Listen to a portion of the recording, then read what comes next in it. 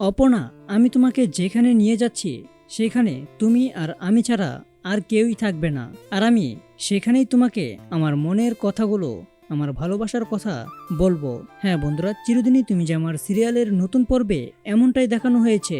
তো বিস্তারিত জানতে হলে ভিডিওতে লাইক দিয়ে পুরো ভিডিওটি দেখতে থাকো।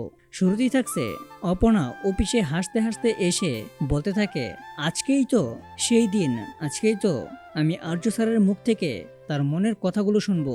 এমনকি আর্য স্যারের কথা শোনার পর আমার জীবনটাই হয়তোবা বদলে যাবে। তারপরে দেখা যায় আর্য স্যার অপর্ণাকে তার নিজের গাড়িতে উঠিয়ে নেয়। তারপরে আর্য গাড়ি চালাতে শুরু করে। অপর্ণা তখন আর্যকে প্রশ্ন করে, আমরা যাচ্ছি কোথায়? আর্য তখন অপর্ণাকে এটা বলতে থাকে, তুমি তো আমাকে বিশ্বাস করো তাই না? তাহলে আমি তোমাকে যেখানে নিয়ে যাচ্ছি সেখানে আমাদের এই পৃথিবীর কোনো বাধাই আটকাতে পারবে না, এবং আমি আমার মনের কথাগুলো তোমাকে বলবোই। তো বন্ধুরা, আর্য এবার পারবে তো সব বাধা অতিক্রম পেরিয়ে অপর্ণাকে তার মনের কথাগুলো, মানে তার ভালোবাসার কথাগুলো, সে যে অপর্ণাকে অনেক ভালোবাসে সেই কথাগুলো অপর্ণাকে বলতে।